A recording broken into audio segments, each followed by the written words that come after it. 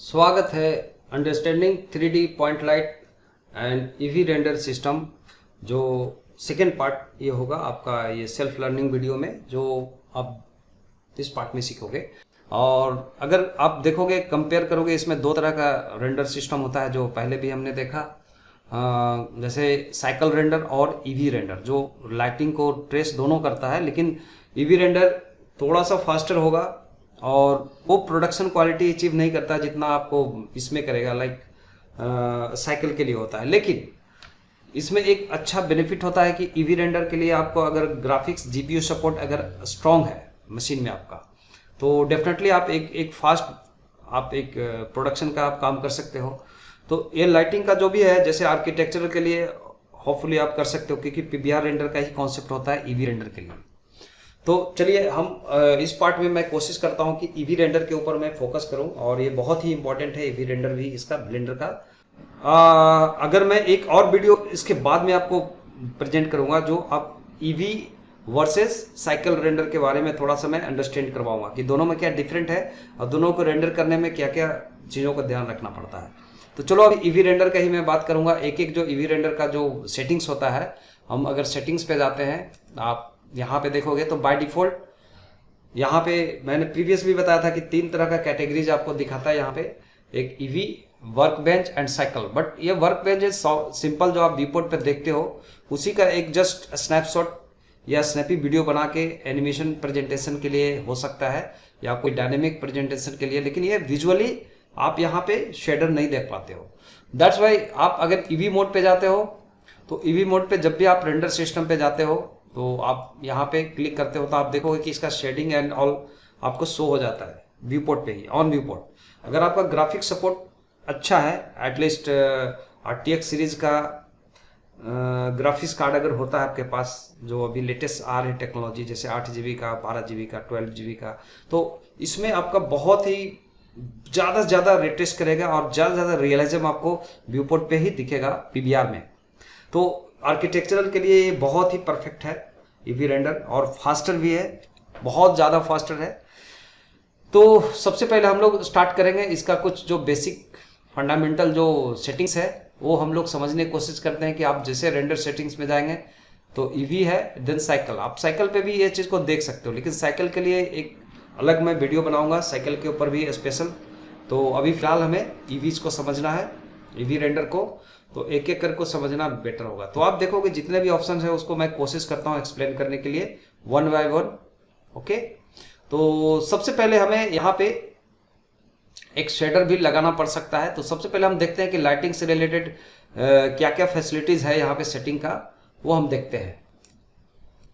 तो सबसे पहले हम बात करना चाहेंगे कि जैसे आप यहाँ पे देखोगे ईवी मोड पे, तो आपका सैम्पलिंग होता है, यहाँ पे रेंडर सैम्पलिंग होता है जो एक्चुअल हम फाइनल रेंडर करेंगे, और दूसरा होता है जो व्यू पोर्ट पे ये आपका सैम्पलिंग करेगा। सैम्पलिंग क्या होता है, सिंपली अगर आप देखोगे इसका अगर सैम्पलिंग वैल्यू अगर आप कम रखते हो तो इसमें जो आपका थोड़ा सा ज़्यादा आपको पिक्सल्स ग्रेन्स इसके ऊपर होगा, लाइक ज़्यादा नॉइजी इफेक्ट आएंगे इसके ऊपर। और ये कब दिखता है, जब आप यहाँ पे रेंडर मोड पे रहते हो। आप नॉर्मल मोड पे रहेंगे तो ये शेडेड मोड है, ये वर्क मोड है, देन ये है आपका रेंडर मोड। तो रेंडर मोड पे अगर आप रहते हैं तो आप देख सकते हो यहाँ पे कि शेड आपको प्रॉपर एवरीथिंग आपको देख रहा है, शेडोज रिलेटेड एंड ऑल। तो ये क्वालिटी आपको ये डिपेंड करता है इसका व्यूपोर्ट पे। अगर मैं व्यूपोर्ट पे अच्छा क्वालिटी रखना चाहता हूँ तो आप देखते हो कि इसको ब्लरी और एवरीथिंग आपका परफेक्ट मैच करता है आपका जो आउटपुट होता है। तो चलो फिलहाल मैं इसको रखता हूँ, ये सपोज आप रख लो 64 व्यूपोर्ट पे भी दिखे, और ये रेंडर के लिए होता है। यहाँ पे कोई फर्क नहीं पड़ेगा, आप इसको कोई भी वैल्यू आप ऐसे रखते हो तो यहाँ पे फर्क नहीं होता। जब हम फाइनल रेंडर निकालते हैं तो वो आउटपुट के लिए है। तो ये तो सैम्पलिंग होगा। और अब सबसे पहले आपको यहाँ पे मिलता है कि एम्बिएंट ओक्लूजन का प्रॉपर्टी, इसको आप चेक ऑन करोगे तो आप देखोगे कि आप सीन के अंदर आपको एक डेप्थ ओक्लूजन, एम्बिएंट ओक्लूजन का आपको डेप्थ मिलेगा। और जब आप इसको एक्सपेंड करोगे तो इसमें कुछ सेटिंग्स मिलेगी। अब जैसे इसका जो फैक्टर है अगर मैं 1 रखता हूँ, और डिस्टेंस को अगर हम जैसे से मेंटेन करते हैं कि ये कितना डिस्टेंस को मेंटेन करेगा, तो आप ध्यान से देखोगे कि जहाँ पे जिस एरिया पे आपका जो सीन टच होता है, लाइक जहां पे जैसे दो कांटेक्ट है, मतलब दो ऑब्जेक्ट यहाँ पे कांटेक्ट होता है कॉर्नर पे, उस कांटेक्ट को डेप्थ प्रोवाइड करेगा आपको, ज्यादा से ज्यादा डेप्थ, मतलब डार्कर बनाएगा, तो हम इसको लुक आउट कर सकते हैं रेंडर में। तो आप देखोगे कि ये कॉर्नर में आप ध्यान से देखेंगे कि ये कॉर्नर पे इसका इफेक्ट आ रहा है जहां डार्क एरिया है। अगर मैं इसको ऑन करता हूं तो ये ज्यादा विजिबिलिटी इसका डीप होता है, और ऑफ करता हूं तो ये थोड़ा सा वॉश ऑफ होता है। तो ये, और प्लस इसका ये डिस्टेंस कितना रखना आप इसको डिसाइड कर सकते हो कि हाउ डिस्टेंस यू नीड, कि ज्यादा ज्यादा अगर डिस्टेंस अगर मैं रखता हूं, और इसका फैक्टर वैल्यू को भी अगर आप देखोगे चेंज करके, तो इसमें आपको इफेक्ट पड़ेगा कि जहां भी दो कांटेक्ट वाला जो ऑब्जेक्ट होगा, दो कांटेक्ट वाला जो ऑब्जेक्ट होंगे, जहां पे जैसे ये कॉर्नर यहाँ पे हो सकता है, ये टच पार्ट हो सकता है, या प्लस बेबी जो है कैरेक्टर, इसका जो गैप पार्ट है यहाँ पे आपको डेप्थ मिलेगा। तो कुल मिलाकर के आपका एक एम्बिएंट ऑक्लूजन का होता है जो आप यहाँ से सेट कर सकते हो। तो आपका जितना नीड है उसके हिसाब से आप सेटिंग करेंगे, यहाँ पे कितना डिस्टेंस पे आपको अफोर्ड करेगा। तो बहुत ही माइनर सेटिंग है इसका, उसके हिसाब से आप सेट करोगे कि कितना रिक्वायर्ड है उतना हम रखेंगे। ठीक है, तो ये एम्बिएंट ऑक्लूजन का सेटिंग्स है जो आप इसको समझ सकते हो। अगर ये पूरा एक बिना टेक्सचर का एक ब्लैक एंड व्हाइट आपको ऐसे शॉट मिलता है, तो आप वहां पे ज्यादा जस्टिफाई कर पाते हो। तो ये है एम्बिएंट ऑक्लूजन। तो कि जैसे आप फैक्टर वैल्यू आप जितना ज्यादा आप इसको आप मैक्सिमम लोगे, जैसे अगर मैंने यहाँ पे 10 रखा फैक्टर वैल्यू, तो जैसे हम फैक्टर वैल्यू बढ़ा रहे हैं तो आप देखोगे इसका जो बीच का जो डिस्टेंस है वो फैक्टर, मतलब वो जो ये गैप डिस्टेंस है, कैविटी डिस्टेंस है, वो बढ़ाता है। और उसके हिसाब से आप जितना डिस्टेंस आप बढ़ा सकते हो, इसको ऐसे कंट्रोल करके अब ज्यादा इसमें डेप्थ प्रोवाइड कर सकते हो एम्बिएंट ऑक्लूजन से। तो ये दोनों सेटिंग्स होता है फैक्टर के साथ। अगर आप फैक्टर वैल्यू अगर आप कम रखते हो, मतलब मैक्सिमम 1 रखा आपने, तो 1 फैक्टर पे उतना डेप्थ नहीं आ रहा है, लेकिन सीन का जैसा स्केलिंग इन्वायरमेंट होता है कि कितना आपका स्केल वैल्यू में है, मीटर में है, सेंटीमीटर में है, उसके हिसाब से आप इसको सेटिंग करोगे। तो चलो अभी फिलहाल अगर मैं इसको रखता हूँ 5 इसके केस में, तो ये फार डार्कर हुआ, ये डिस्टेंस उसको मेंटेन करेगा, कितना कितना डिस्टेंस तक ये जाएगा। तो ये कॉर्नर के लिए सिर्फ मैं रखता हूँ बहुत ही लेस डिस्टेंस, तो हमारा एक जस्ट एक कॉर्नर पे एक एम्बियंसी फील आएगी जहां जहां पे कॉर्नर है, ये जब फाइनल रेंडर करेंगे। तो ये होता है इसका एम्बिएंट कंट्रोल। नेक्स्ट अब हम लोग बात करेंगे ब्लूम के बारे में। ब्लूम एक्चुअली एक तरह का आपको ग्लो लाइट प्रोवाइड करता है। तो ब्लूम एक तरह का, जैसा मैं अगर बात करूं तो ये एक लाइक आपको ग्लो प्रोवाइड करता है। तो ग्लो के लिए इसका एक कोई अगर आपने ऑन किया है, जैसे ब्लूम ग्लो आपने ऑन किया ऑफ किया, तो आप देखोगे कहीं कहीं पे जहां पे ब्राइटर एरिया है वहां पे आपको ब्लूम मिल रहा है। जैसे आपने ऑन किया ऑफ किया तो वह स्लाइटली आप देख रहे हो। तो ये ब्राइटनेस के लिए, अगर इसको समझने के लिए अगर मैं एक फिजिकली कुछ शिफ्ट ए प्रेस करके एक मेश ले लेता हूं कोई भी, जैसे फॉर एग्जांपल मैं लेता हूं एक सिलेंडर, छोटा सा सिलेंडर, ओके। इसको अगर मैं स्केल करता हूं S and shift Z press करके एकदम स्लाइटली मैं ऐसे रॉड टाइप का मैं बना लेता हूं, और एस एंड जेड एक्सिस पे थोड़ा स्केल करता हूं। तो ये मान लो कि आपके पास एक कोई भी एक ट्यूबलाइट है या कुछ है ऐसे जिसमें ब्लूम और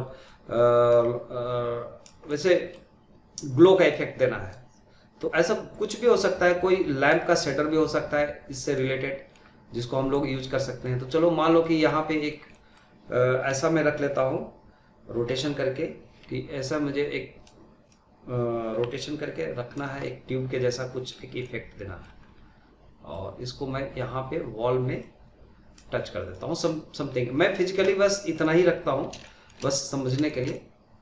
एंड ये थोड़ा सा अंदर जा रहा है, इसको बाहर रखो। तो इस टाइप का अगर मेरे पास कोई ऑब्जेक्ट है, इसको मैं स्केल कर लेता हूँ थोड़ा सा।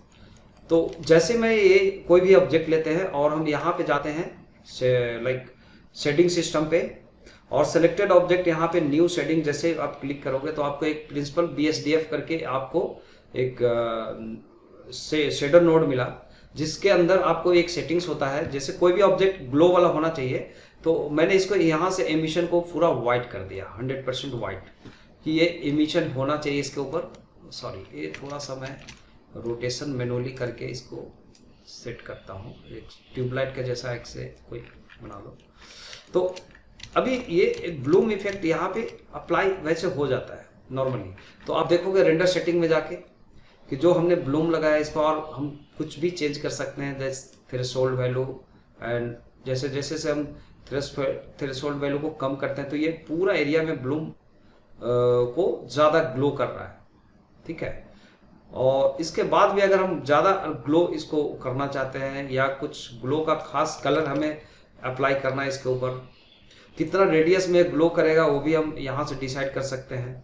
कलर कौन सा ग्लो करेगा, जैसे रेड होगा, ब्लू होगा, ग्रीन होगा, व्हाटएवर, तो जो भी कलर हम चूज करते हैं, और वो परफेक्शन यहाँ पे हम ग्लो का नहीं देख पाते हैं जितना हमें चाहिए। इंटेंसिटी आप जितना मैक्सिमम करो, जैसे इसका इंटेंसिटी मैंने किया 1, तो आप देखते जाओ कि जितना भी यहाँ पे ग्लो करना शुरू कर दिया, जो भी हमने एक ग्लो का इफेक्ट डाला है वो सबके ऊपर इफेक्ट हो गया ग्लो, क्योंकि हमने यह ग्लो पूरा ओवरऑल सेटिंग के ऊपर किया, ठीक है। तो कोई ऑब्जेक्ट ऐसा भी होगा जो ग्लो नहीं करना चाहिए, वो हम उसके हिसाब से भी सेटिंग करेंगे। तो ये हो गया आपका ग्लो का फंडा, जिस तरीके से आपको पूरा इन्वायरमेंट ग्लो करेगा। लेकिन एक खास ऑब्जेक्ट को हमें ग्लो करना है और थोड़ा सा इसको हम व्हाइट ही रहेंगे, अभी सिंपली व्हाइट कलर ही रखेंगे, इसका नॉर्मल व्हाइट कलर, HSB सबको व्हाइट कर दो, सॉरी रेड कैसे हो गया, so keep that white only, ठीक है। तो ये जो भी ग्लो हम रखते हैं इसके हिसाब से threshold and all intensity improve होता है आपका सीन के अंदर। लेकिन आप इसको थोड़ा सा ये समझने की कोशिश करो कि जो आप ग्लो कर रहे हो उसको और भी ज्यादा ग्लो हम कैसे बना सकते हैं, कम से कम मतलब यहाँ का इंटेंसिटी बना के भी। तो चलिए अब चलो फिर से इसके शेडिंग में जाओ। शेडिंग में आप जाओगे, यहाँ पे सरफेस पे दूसरा हम एमिशन सरफेस लगाते हैं इसके ऊपर, ये पूरा एमिशन सरफेस में कन्वर्ट होगा। यहाँ से हमें आपको पूरा फुल स्ट्रेंथ करने का ऑप्शन देता है, जो स्पेसिफिक उसी ऑब्जेक्ट को ये ग्लो कराएगा। तो इस तरीके से अगर मान लो कि आप जो भी कलर स्पेसिफिक रखना चाहते हो वो आप यहाँ से डिसाइड कर सकते हो उसका कलर, और कितना ज्यादा आपको रखना है इसको ग्लो आप यहाँ से डिसाइड कर सकते हो। प्लस सिमिलरली आप जाओगे सेटिंग्स में और यहाँ पे इसका रेडियस कंट्रोल कर सकते हो कि कम से कम रेडियस में, मतलब ऐसा भी हो सकता है। तो आप देख सकते हैं कि आपका एक इंटेंसिटी यहाँ से भी कंट्रोल होगा कितना आपको चाहिए। तो ऐसे अलग अलग वेराइटी ऑफ इंटेंसिटी आप अलग अलग आप एमिशन बना के कर सकते हो। एक सिंपली कुछ बल्ब का इफेक्ट्स जैसे फिजिकली आपका दिख रहा है लाइट्स, कि अगर ये यहाँ से लाइट हमारी आ रही है यहाँ से इस एंगल से, तो मैं एक क्या करूँगा कि यहाँ पे एक फिजिकली लाइट बना कर लगा सकता हूँ। जैसे शिफ्ट ए प्रेस करके एक मान लो कि हमने एक टेम्पोररी एक सरफेस ले लिया, एक यूवी सरफेस, और इसको जी प्रेस करके आप मान लो कि इसको लोकेट कर दो यहाँ पे, कि जस्ट यहाँ पे ये ग्लो करेगा, जैसे वॉल में कहीं भी ये माउंट किया हुआ है समथिंग ऐसा, और इसकी लाइट्स होगी, है ना। आप इसको पूरी तरीके से आप अच्छे से यहाँ पे रख लो, या आपको लगता है कि नहीं यहाँ पे मैं वॉल पे लगा देता हूँ, यहाँ पे ऐसा लाइट रहना चाहिए, समथिंग कुछ ऐसा इफेक्ट। और इसमें एक नया मटेरियल लेंगे, मटेरियल में जाएंगे न्यू मटेरियल, और डायरेक्टली यहाँ पे प्रिंसिपल में जाके प्रिंसिपल BSDF में आप एमिशन लगा दो और इसका इंटेंसिटी बढ़ा दो। तो आपको एक ऐसा फील देगा कि ये यहाँ पे एक फिजिकल लाइट है, उसके वजह से हमारा सीन के अंदर लाइट आ रही है। एक कुछ फिजिकल लाइट इधर भी हो सकता है, अगर मान लो कि इसी फिजिकल लाइट को, तो आप ये भी कर सकते हो, मतलब किसी भी ऑब्जेक्ट को हम एमिशन बना सकते हैं। जैसे यहाँ पे अगर मैं एक लाइट लगाता हूँ एक डिफरेंट टाइप का, जैसे मैंने एक क्यूब लिया और क्यूब को थोड़ा सा स्केल करके जेड एक्सिस पे, और स्केल शिफ्ट जेड से हम थोड़ा सा ऐसे रखते हैं। मैं चाहता हूँ कि ऐसा कुछ लाइट सिस्टम होगा जो लाइक आपका वॉल का ऊपर माउंट रहेगा यहाँ पे। इस फिजिकल लाइट ऐसा भी हो सकता है, तो आप इसको भी एक बार फिट कर लो यहाँ पे, कि यहाँ भी मुझे एक लाइट लगानी है कुछ अलग, जो बहुत एरिया ये डार्क हो रहा है। तो अगेन मैं अभी इस मोड पे हूँ, यहाँ से ऑन करूँगा और यहाँ पे डायरेक्टली मैं एमिशन नहीं लेके मैं डायरेक्ट इसका एमिशन शेडर लगा देता हूँ और इसका इंटेंसिटी बढ़ाते हैं।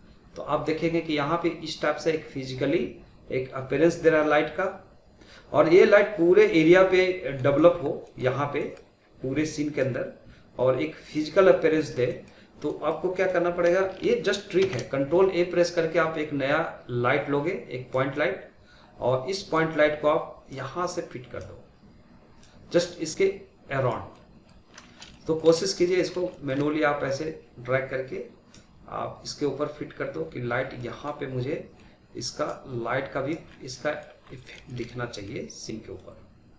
तो जस्ट आप इसको परमानेंट करके आप सेटिंग कर लो एक बार इतना एरिया में। यहाँ पे उसके जगह है वो भी आप एरिया लाइट भी ले सकते हो। अब इसका इस लाइट का लाइट सेलेक्टेड, आप इसका पावर में जाके बढ़ाओगे पावर। सो आपको एक जस्ट ऐसा एक फील देगा इस एरिया का कि ये लाइट कितना एरिया में जाएगा वो हम कर सकते हैं कि यहाँ पे आपको, और प्लस इसका आप शेडो ऑफ अगर कर दो तो ये जस्ट एक डिपेंड ऑन है कि आपको शेडो रखना है कि नहीं। आप ऐसे एक सेटिंग करके दिखा दो कि आपका एक सिंपल एक लाइट यहाँ भी इसको एग्जैक्टली यहाँ पे रख दो, तो आपका एक फिजिकली अपीयरेंस हो रहा है लाइट का। जो भी हम जैसा कलर रखना चाहते हैं इसको सेलेक्ट करके इसके सेटिंग्स में जाके आपको उस कलर से थोड़ा सा आप मेंटेन करोगे, जैसा भी आपको लग रहा है कि यहाँ पे जैसा कलर फ्लेयर होना चाहिए। देन स्ट्रेंथ आपको बढ़ाए, इसका स्ट्रेंथ छोड़ के आप लाइट का स्ट्रेंथ बढ़ा सकते हो। जो अभी रिसेंट हमने लाइट लिया है, दिस लाइट सेलेक्टेड, इसका और बढ़ा सकते हो। तो एज पर योर चॉइस कि आपको लाइट कैसा इन्वायरमेंट में लगानी है वो उस पर डिपेंड करता है। तो आई थिंक आपका ये समझ में आ गया आपका अभी जस्ट इसके बारे में। अगर मैं इसका 0 प्रेस करके कैमरा व्यू पे जाता हूं तो हमारा कुछ ऐसा इन्वायरमेंट दिख रहा है लाइटिंग सेटअप के हिसाब से। ओके, तो चलिए आगे बढ़ते हैं फिर। चलिए, तो अभी नेक्स्ट एक ऑप्शन आता है इसमें। अभी मैं फिर से 0 प्रेस करके नॉर्मल मैं पर्सपेक्टिव व्यू पे आ गया। यहाँ पे एक कॉन्सेप्ट आता है आपका, एक जैसे मान लो आपके पास कुछ मल्टीपल ऑब्जेक्ट होंगे, सिर्फ डी प्रेस करके इसे यहाँ पे मैं एक और एलिमेंट्स रख देता हूँ। इस टाइप का कुछ भी एलिमेंट्स हो सकता है। सो ये हमें क्यों कर रहा हूँ मैं आपको बताता हूँ इसके बारे में। लाइक ये डेप्थ ऑफ फील्ड के बारे में मैं आपको थोड़ा बताना चाहता हूँ इसके लिए। और डेप्थ ऑफ फील्ड क्या होता है, कैमरे का जस्ट एक डिस्टॉर्शन इफेक्ट होता है कैमरे का, कि अगर आपका नियर ऑब्जेक्ट है कोई और एक फार ऑब्जेक्ट है, जैसे अभी मान लो आपके पास इस कैरेक्टर का and this object and this object and this object, ये अपने आप में एक दूसरे से डिस्टेंस है और कैमरा का डिस्टेंस में आता है। और डेप्थ ऑफ फील्ड जो है, आप यहां से देखोगे नेक्स्ट आपका ऑप्शन आता है depth of field. Depth of field जिसमें आप यहाँ पे देखोगे बाय डिफॉल्ट मैक्सिमम पिक्सल्स दिया 100, आप इसको कंट्रोल कर सकते हो। लेकिन डेप्थ ऑफ फील्ड अकेला रिस्पॉन्सिबल नहीं होता है, इसके लिए आपका कैमरा रिस्पॉन्सिबल होता है, क्योंकि ये सेटिंग्स आपको कैमरे में ही मिलेंगे। तो जो हमने कैमरा इस पे लगाया है, कैमरा को सेलेक्ट करते हैं और ऑलवेज ये हम कैमरे के व्यू से ही देख पाते हैं इसको। तो चलो एक कैमरा व्यू को अगर मैं दिस सेलेक्टेड कैमरा 0 प्रेस करता हूँ तो अभी मैं कैमरे व्यू से देख रहा हूँ। तो आप देखोगे ये ऑब्जेक्ट का डिस्टेंस इसका और इस ऑब्जेक्ट का, तीनों का डिस्टेंस अगर सामने से देखा जाए तो डिफरेंट है। और डेप्थ ऑफ फील्ड यही करता है कि किसी डिस्टेंस ऑब्जेक्ट जो होगा इसका व्यू में, व्यू ऑफ एंगल में, और आप क्या चाहते हो कि किसको ब्लर मतलब फोकस किसके ऊपर करना है, तो वो डेप्थ आपको एक प्रोवाइड करता है कैमरे का, कि ये कैरेक्टर के ऊपर हमें डेप्थ रखना है या हमें इस ऑब्जेक्ट के ऊपर डेप्थ रखना है फोकस, या इस पे रखना है बैकग्राउंड, फोरग्राउंड, मिड ग्राउंड। तो इसके हिसाब से आप इसको फोकस करते हो तो आपको एक प्रॉपर एक आउटपुट मिलेंगे आपको। तो चलिए यहाँ पे जो हम डेप्थ ऑफ फील्ड करने जा रहे हैं, हमने ऑन किया यहाँ से डेप्थ ऑफ फील्ड ऑलरेडी है, और ये सेटिंग्स हम ऑलरेडी ये ऑन रहता है। तो आपको कैमरा सेलेक्टेड, जो अभी आप देख रहे हो कैमरा हमने सेलेक्ट किया है, यहाँ से कैमरे मोड में हूं मैं, और कैमरे का प्रॉपर्टी में जाएंगे, यहाँ पे डेप्थ ऑफ फील्ड मिलेगा आपको। और इसमें ये डिस्टेंस के ऊपर डिपेंड करता है कि इसी डेप्थ ऑफ फील्ड को अगर मैं ऑन करता हूँ यहाँ से, और इसकी वैल्यू को हम चेंज करते हैं कि कितना से कितना वैल्यू पे ये डेप्थ ऑफ फील्ड करेगा। तो आप ध्यान से देखेंगे कि ऑब्जेक्ट बीच में ब्लर दिख रहा है आपको, ठीक है। और इसको आप जैसे डिस्टेंस बढ़ाते हो तो ये ऑब्जेक्ट, और हम ज्यादा डिस्टेंस बढ़ाते हैं तो आप देखोगे कि ये शार्प हो रहा है, और बैकग्राउंड ये फॉरग्राउंड में आपको ब्लरी हो रहा है। जैसे हम और ज्यादा डिस्टेंस लेते हैं, तो जैसे से हम डिस्टेंस को बढ़ाते जाते हैं तो जो फार ऑब्जेक्ट है वो ब्लरी होता है, और जो मेरा ये फोकस इस डिस्टेंस के अंदर आ रहा है वो आपका ये होता है। मैं और भी इसके सेटिंग्स के बारे में डिस्कशन करता हूं, तो आई थिंक ये पहले आपको समझ में आ रहा होगा। इसके लिए आप इसका डिस्टेंस ले लो और कोई अलग ऐसा एलिमेंट्स लो जिससे आपको पता चले। तो मैं एक और लेता हूं, आई थिंक सबसे बड़ा सपोर्टर हमारा यहाँ पे होगा एक क्रिएटेड मॉडल। अगर मैं लेता हूं मंकी सुजान, तो मैं बहुत ही क्या बोलूं, ये लोगो है एक तरह का आपका एक ब्लेंडर का। तो चलो इसको मैं इसका कैमरा का जस्ट पास में रखता हूं इसको, कि बहुत ही कैमरा का नियर बाय ये होना चाहिए। अब ये कैमरे के साथ अगर मैं इसका व्यू को चेंज कर रहा हूं तो आप देखोगे कैमरा मोड में ही है। रीजन क्या है, ये पहले भी मैंने बता चुका हूं कि अगर आप इसके व्यू में रहोगे, कैमरा टू व्यू अगर आपने लॉक कर दिया तो कैमरे के व्यू के हिसाब से जो भी मूवमेंट करोगे आपको वो चेंज होगा। अगर आप इसको चेक ऑफ कर दिया तो ये कैमरे से बाहर निकल जाएंगे कभी भी आप इसको मोमेंट रोटेशन करोगे तो। और फिर से आप 0 प्रेस करोगे, कैमरे पे आते हैं और तभी आप इसको ऑन कर दो, तो आप देखोगे कैमरे के व्यू से आप इसको मॉडिफाई कर सकते हो। तो चलिए, अगर मैं यहाँ पे जा रहा हूँ जैसे से आगे, इसको थोड़ा सा मैं रखता हूँ इतना एरिया पे, और इस ऑब्जेक्ट को मैं लेके आता हूँ इस व्यू पे और थोड़ा सा स्केल बड़ा कर लेता हूँ स्केल करके। लेकिन इस पे अभी लाइट, सर्टेन लाइट नहीं आ रही है, इसके वजह से हम समझ पा नहीं रहे हैं। इसको मैं समझाता हूँ आपको ऐसे कुछ। ये मंकी है आपका, यहाँ पे रख लो, क्योंकि मंकी का जो डेप्थ है वो भी दिखेगा। अब इस लाइट को मैं लेके आ जाता हूँ इधर समझने के लिए अभी फिलहाल। सो इसको भी आप ड्रैग करके ले आओ ताकि आप इसको देख पाओ। और ये डेप्थ ऑफ फील्ड देखने का जो तरीका होगा, इसके लिए मैं कर रहा हूँ ये चीज़। एक मिनट, इसका एक डुप्लीकेट शिफ्ट डी करके एक लाइट यहाँ भी रख लो ताकि आपका जो मेन कैरेक्टर लॉस ना हो उसका लाइट एरिया। इसको मैं छोड़ देता हूँ ऐसे।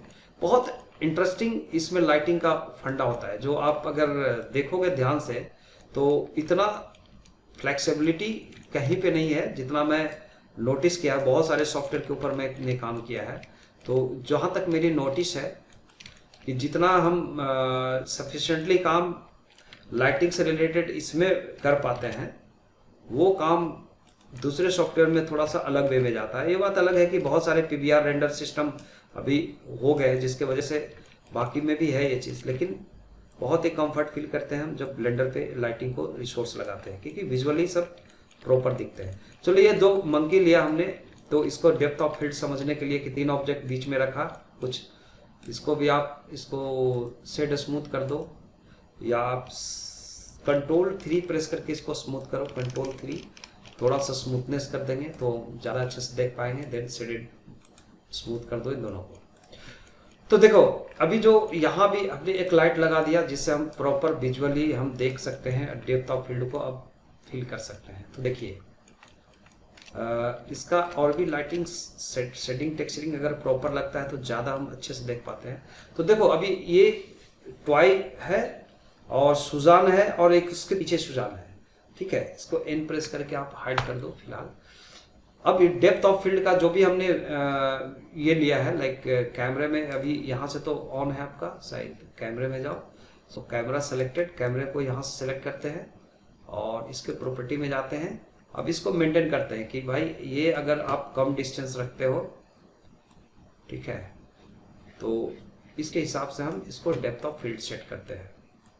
इसे हमने एकदम डिस्टेंस कम कर लिया, जैसे 1 मीटर डिस्टेंस रखा, तो 1 मीटर का डिस्टेंस में ओवरऑल सभी को ब्लर कर रहा है।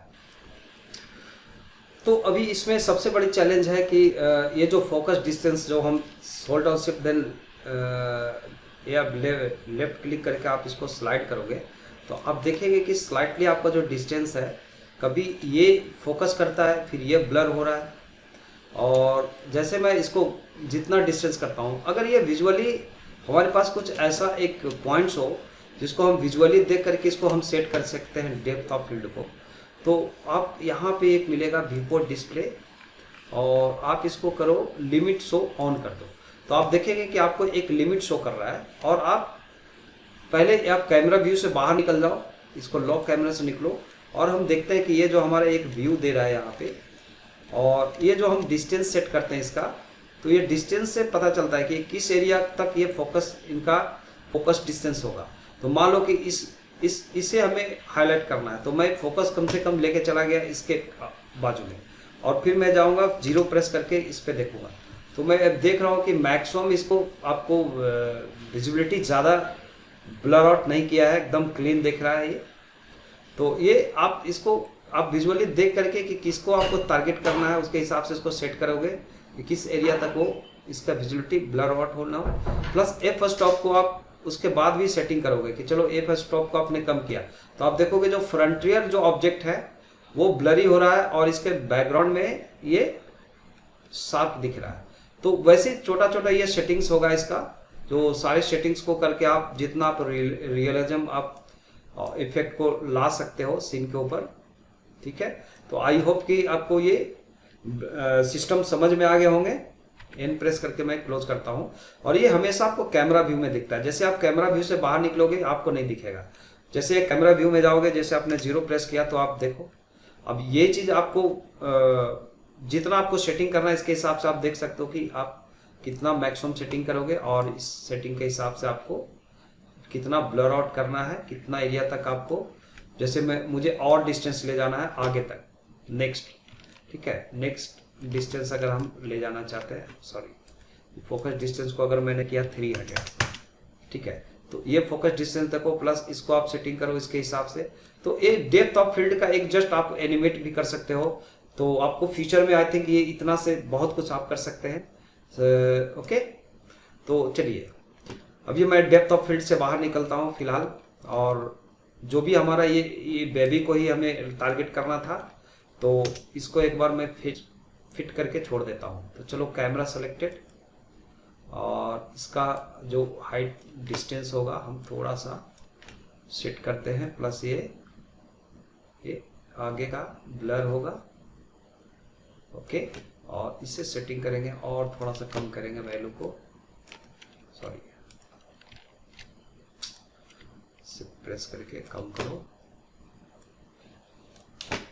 डायरेक्ट कम करो इसको वैल्यू को, और कम करते करते हम देखते हैं कि हमारा इससे फोकस में लेके आया, और जो भी है इसे अनफोकस किया। तो मतलब एक फिक्स कर देता हूँ कि कैमरे के व्यू से हम फाइनल रेंडर करेंगे। फिलहाल हमें यहाँ पे व्यू पोर्ट पे इसकी जरूरत नहीं है। चलो हम अब देखते हैं अगला नेक्स्ट पार्ट की अगला हमें क्या करना है। तो I think depth of field भी अंडरस्टैंड हो गया आपके ये से। तो फिलहाल अगर मैं कैमरे पे जाके डेप्थ ऑफ फील्ड को ऑफ कर दूं, जिससे बाकी इफेक्ट को हम आगे देख सकते हैं। नेक्स्ट पार्ट होता है हमारा ये रेंडर सेटिंग का, जो यहाँ पे जाएंगे, ब्लूम के बाद हमने डेप्थ ऑफ फील्ड भी देखा। अब आता है इसका सब सरफेस स्कैटरिंग के बारे में। तो ये सब सरफेस स्कैटरिंग सिंपल आप देखोगे, इसके लिए आप एक मान लो एक शेडर में इस कैरेक्टर के ऊपर देखता हूँ, अलग अलग शेडर अगर लगाना है तो आप दिस सेलेक्टेड, आप चले जाओ इसके इस पे शेडिंग सिस्टम पे, देन आप एक नया शेडर लगा दो, कोई भी एक बेसिक कलर में अभी फिलहाल ले लेता हूँ इस बेबी के लिए समथिंग ये, और इसके लिए मुझे कुछ ज़्यादा नहीं करना है। फिर हम ये अप्लाई हो जाता है, फिर दूसरा शेडर में लेता हूँ यहाँ पे, आई थिंक इस पे भी अप्लाई हो गया है, इसको आप डिलीट कर सकते हो, रिमूव, जस्ट टेक न्यू, और इसकी कलर थोड़ा सा मैं रेड रखता हूँ, ऐसा कुछ। और इसका बॉडी फेस जो है इसके ऊपर मैं एक स्किन बनाने की कोशिश करता हूँ। तो आप फेस में जाओगे, फेस सेलेक्टेड, तो ऑलरेडी एक अप्लाई है यहाँ पे प्रिंसिपल BSDF। तो इसके अंदर ही आपका देखोगे, जब आप इसका सब सरफेस स्कैटरिंग को ऑन करोगे तो आप देखोगे स्किन कैरेक्टर का थोड़ा सा स्किनी शेड आता है इसके ऊपर, ठीक है।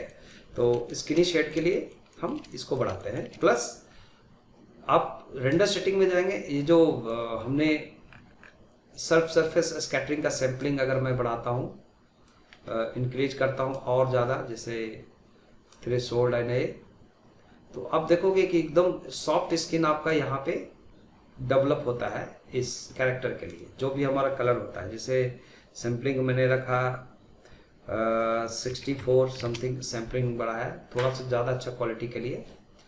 तो यहाँ पे आप देख सकते हो कि आपका एक शेड ऐसे नॉर्मल मिलता है आपको, और लाइट का एनर्जी अगर मैं ज़्यादा रखता हूँ यहाँ पे, जैसे कोई भी लाइट का एनर्जी आप इंक्रीज करो, जैसे यहाँ भी लाइट लगी हुई है इसका या ये लाइट है, किसी एक लाइट का मैं इंटेंसिटी को इम्प्रूव करता हूँ ज़्यादा, इसका प्रॉपर्टी में जाके अगर मैं इसको करता हूँ 6000, आई थिंक 6000, और आगे हम बढ़ते हैं। तो ये जो स्किन इसका शेडर दिख रहा है आपको, स्किनी आपको दिखना, आप देखोगे ध्यान से तो स्किनी दिखेगा इसके ऊपर। इसमें और भी आगे का सेटिंग हम करेंगे। इसके नीचे अगर आप जाओगे सेटिंग में, मेन सेटिंग सेलेक्टेड, इसके जस्ट बॉटम पे इवन आपका इसका कलर आप रख सकते हो कि इसका स्किन का कलर कैसा रखना है, हम ये रख सकते हैं। अभी फिलहाल वाइट है। सब सरफेस स्कैटरिंग भी आप यहाँ पे आप चेंज करोगे, उसके हिसाब से आपको देखोगे स्कैटरिंग का इसका ये चेंज होता है। तो ये सब तो है, ठीक है। अभी मैं इसको नॉर्मल वाइट ही रहने देता हूँ। इसमें एक और सेटिंग्स मिलेगा, एकदम डाउन में आप जाओगे, सब सरफेस ट्रांसलूसेंसी, यही एक्चुअल है। अगर ये ट्रांसलूसेंस कितना ट्रांसलूसेंस होगा ये हम यहाँ से सेटिंग करेंगे इसके हिसाब से। ओके, तो वो हमारा ये ऑन करने के बाद हम लोग आगे जो भी हम सेट करेंगे उसके हिसाब से हमें मिलेगा इसका। इसमें सबसे बड़ा फैक्टर होता है इसका लाइट्स का, जो लाइट यूज करते हैं। जो ये लाइट अगर जितना हम नियर बाय इसका ले जाए, अगर इस लाइट का अगर आप रख लो 1000 टाइम, तो आप देखेंगे कि जितना ज़्यादा इसके नियर बाय आप ले जाओगे इसका ज़्यादा आपको ट्रांसलूसेंसी आपको फील होगा। जैसे ईयर के साइड में देखो तो आप देखोगे कि ज़्यादा ट्रांसलूसेंस आपको दिखेगा इसके अंदर। बाकी का सेटिंग्स की बात होती है कि इसका रेंडर सेटिंग्स में भी जाके अगर आप इसका आप थोड़ा सा जेटरिंग और ये सब बढ़ाओगे तो मतलब इसमें थोड़ा सा क्वालिटी इंप्रूवमेंट होती है वो इसके हिसाब से। और मेन इसका रिस्पॉन्सिबिलिटी है इसका जो शेडर हम देखते हैं शेडर का। अभी ये शेडर का जो मेन स्किन कलर है और कैसा आपका ये सब सरफेस में कितना डेप्थ होगा, जैसे ये हम 100% रखा, अगर मैं 2 रखता हूँ तो ये आप देखोगे कि ज़्यादा आपका ये ग्लो करेगा। जितना आप इसका आप सब सरफेस बढ़ाओ, जैसे मैंने 5 किया तो 5 में बहुत ज़्यादा हुआ, इसको मैं वाइट रखूँगा एग्जैक्टली। तो एक नॉर्मल एक इसका आप देखोगे कि सेंसिटिविटी जो है सब सरफेस से बढ़ता जा रहा है कि कितना आपको सब सरफेस में रखना है। तो इसके अकॉर्डिंग आप इसको सेटिंग करोगे कि कितना कैसा आपको कितना ट्रांसलूसेंसी रखना है। ये सब इम्पोर्टेंट इसका इस शेडर में होता है। तो अब आप अगर जैसा आप कलर रखना चाहते हो, रेड, ये प्लास्टिक ऑब्जेक्ट या कुछ ऐसा सब सरफेस स्कैटरिंग का जहाँ तक फंडा होगा, आप देखो भरपूर आप इसको यूज कर सकते हो ईबी के अकॉर्डिंग। इसका मेन शेडर का एक मेन कलर कैसा होगा वो हम देख सकते हैं यहाँ पे। तो इसको नॉर्मल वाइट, और इसे भी अगर मैं एग्जैक्टली वाइट रखता हूँ सभी को, और लाइटिंग का जो रिसोर्स है वो डिपेंड करता है यहाँ पे। अगर मैं 500 अगर लाइट रखा है इसका लेस करके इसका वैल्यू को 200 कम करते जाओ, तो अब आई थिंक सब सरफेस स्कैटरिंग आपको समझ में आ गया होगा। इस टाइप का मार्बल टाइप का ऑब्जेक्ट हो या कुछ भी हम बनाना चाहते हैं, इसके शेडर में जाके फाइनली यहाँ से सेट करते हैं लाइक कैसा इसका एक्चुअल कलर होगा, रेड होगा, ज़्यादा रेडनेस होगा। प्लस इसके बाद बहुत सारे सेटिंग्स मिलेंगे आपको। इसका सरफेस का रेडियस, कितना रेडियस तक ये काम करेगा, तो रेडियस का कंट्रोल के ऊपर भी डिपेंड हो जाता है ये। ठीक है, तो रेडियस भी आप इतना ज़्यादा मत रखो, जितना रिक्वायर्ड रेडियस है आप वो रख सकते हो। 2-3 फंक्शन है जिसको अलग अलग आप सेटिंग करोगे। तो कुल मिलाकर के मैं अगर देखूं तो अभी मैं इतना देखा। ठीक है, तो ऐसे ही किसी भी अगर कोई भी मान लो अगर मैंने मंकी को ही वो शेडर लगा दिया, मंकी के ऊपर ही सिंपल एक नया लगा के देखो, और यहाँ से आप यहाँ पे सिर्फ आपका जो वैल्यू है 100% 1 कर दो, और नीचे में आप जाओगे इसको ऑन कर दो। सिर्फ ये ऑन करने के बाद जो सेटिंग्स होगी लाइक इसका शेडर में ही कि सरफेस रेडियस को अगर मैं जैसे से इम्प्रूव करता हूँ तो उतना ज़्यादा रेडियस तक हमें ये मिलता है। अगर लाइट का जितना इसका पास रहेगा लाइट, उसके हिसाब से आपका ये फंक्शन होंगे, इसके इंटेंसिटी के ऊपर डिपेंड करता है एवरीथिंग। सो ये इम्पोर्टेंट था ये समझना। तो आपको सब सरफेस स्कैटरिंग भी समझ में आ गया।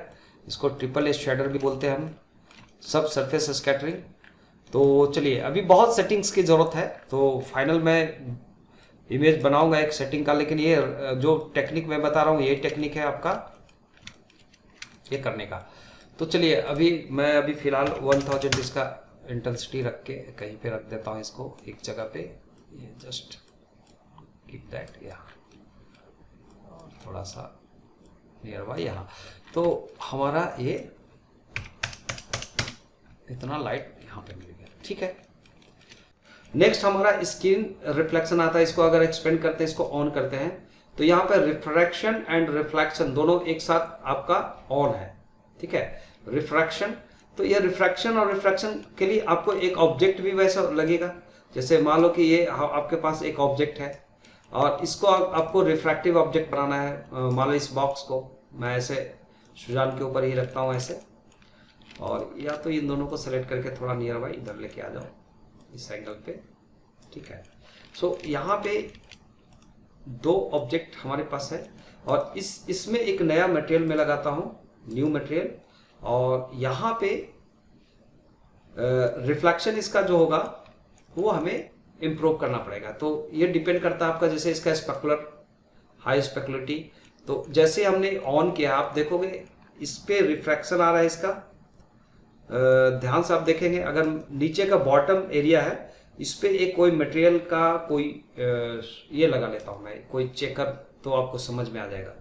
जैसे मैं एक चेकर टेक्सचर ले लिया, तो ये चेकर टेक्सचर इसके ऊपर रिफ्लेक्ट करेगा, इसके लिए मैंने ऐसे थोड़ा सा चेकर लिया। और ये रिफ्लेक्शन डिपेंड करता है, जैसे मैंने इसको रिफ्लेक्टिव बना, ठीक है, इसमें रफनेस को थोड़ा सा कम करोगे तो आपको ज्यादा से ज्यादा आपके रिफ्लेक्शन इसके ऊपर आएंगे। इवन जो ये चक्कर लगा है इसका भी रिफ्लेक्शन आ रहा है, ओके। तो जो भी है स्पेकुलर रिफ्लेक्शन, अगर आप मेटेलिक बनाते हो वॉट एवर, तो आप ज्यादा ज्यादा आपको रिफ्लेक्टिविटी आता है। और इसके लिए रिस्पॉन्सिबल कौन है? आपका रेंडर सेटिंग का ये पार्ट, विच इज द, अगर आपने इसको ऑफ किया तो आप देखो फिर से रिफ्लेक्शन नहीं है, और रिफ्लेक्शन एंड रिफ्रैक्शन दोनों अप्लाई होता है जब मैं इसको ऑन करता हूँ। इवन ये सब का आपको थोड़ा सा वैल्यू आप इसको इम्प्रूव कर सकते हो कि कितना रिफ्लेक्शन और रिफ्रैक्शन आपका होगा इसके ऊपर, कितना अमाउंट चाहिए, कितना क्लियर चाहिए आपका, जैसे मैक्सिमम रफनेस कितना होगा, मिनिमम मैक्सिमम आप रफनेस यूज कर सकते हो। थिकनेस इसका आप दोगे कितना थिकनेस तक ये आपका ब्लर आउट होगा, लाइक जो भी रिफ्लेक्शन है। तो जो भी रिफ्लेक्शन रिलेटेड जो ऑब्जेक्ट्स है, लाइक इसमें जो रिफ्लेक्टिव होगा उसको कितना हम शार्पर और ब्लर रखेंगे जितना ऑब्जेक्ट के हिसाब से, तो ये रिफ्लेक्शन अगर हम ऑन नहीं करते हैं यहाँ से तो कुछ नहीं दिखेगा। तो रिफ्लेक्टिव ऑब्जेक्ट तभी आपको दिखेगा जब आप पिक्सल रिफ्लेक्शन ऑन करोगे यहाँ से। नेक्स्ट होता है मोशन ब्लर। मोशन ब्लर के लिए अगर मैं इसको मोशन ब्लर अभी देखता हूं तो अभी देखो कि कैमरा कोई एनिमेटेड नहीं किया हुआ इसमें, या कोई ऐसा ऑब्जेक्ट नहीं है जो एनिमेटेड है। जैसे मान लो इसी ऑब्जेक्ट में एनिमेटेड बनाता हूं कि ऑब्जेक्ट यहां से चल के यहां तक कुछ फ्रेम तक एनिमेट होगा, तो इसमें मोशन ब्लर मतलब इसको चलते चलते एक मोशन ब्लर का एक कैमरा इफेक्ट होता है, वो रेंडर वाला पार्ट में ही आपको वो फुलफिल होगा। तो जैसे मान लो इसको मैं मोशन ब्लर करना है, तो ये पहला फ्रेम पे जाके अगर मैं यहाँ पे एक ऑटो की डालता हूं, ठीक है, या आई प्रेस करता हूं, मैं यहाँ पे लोकेशन रोटेशन या लोकेशन एंड रोटेशन दोनों को लेता हूं मैं की फ्रेम, और ये कुछ फ्रेम तक जाने के 30 फ्रेम तक जाके ये मान लो कि यहाँ पे एनिमेट होता है, यहाँ पे आता है, और इसका थोड़ा सा स्केल भी होता है, जो भी हम रोटेशन भी ले सकते हैं, थोड़ा सा रोटेशन भी हो जाता है यहाँ आके, समथिंग ऐसा।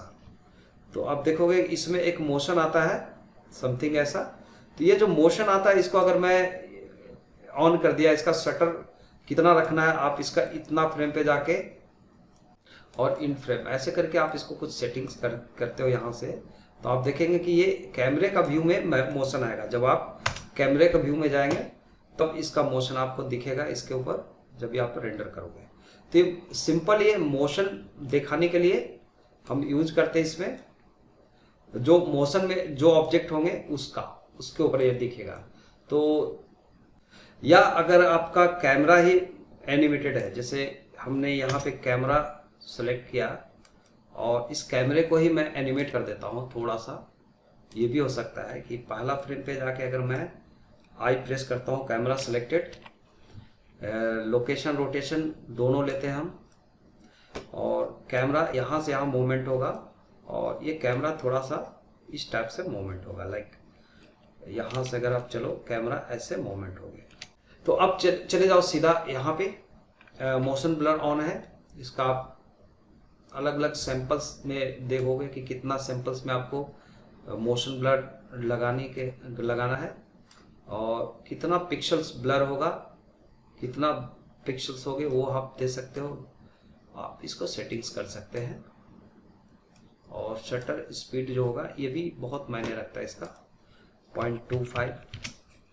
और आप देखोगे इस टाइप से आपको जितना ब्लर का सिस्टम आप करते हो तो ये मोशन ब्लर आता है। एक्चुअली मैं आपको ये फाइनल रेंडर में आप देख पाओगे इसका मोशन ब्लर को। एक्चुअली ये सब सेटिंग्स करने के बाद बैकग्राउंड फोरग्राउंड प्लस आपका कितना मैक्सिमम पिक्सल ये होगा, पिक्सल सैंपल कितना होगा, कितना स्टेप में होगा, तो एवरीथिंग लाइक आप सेटिंग्स करके आपको एक बार ब्लर देख सकते हो कि ये मोशन ब्लर आते हैं। ठीक है, फिर नए वीडियो में मैं आपको नया प्रेजेंट करता हूँ आपको इससे आगे रेंडरिंग से रिलेटेड। और आज के लिए मैं बस इतना ही इजाज़त लेना चाहूँगा और अगला वीडियो में हम देखते हैं, मिलते हैं। तब तक के लिए आप वीडियो वॉच कीजिए, सीखिए और जस्ट अगला वीडियो का जल्दी ही मैं आपको प्रेजेंट करने वाले हूँ। तब तक के लिए बाय बाय, फिर मिलते हैं।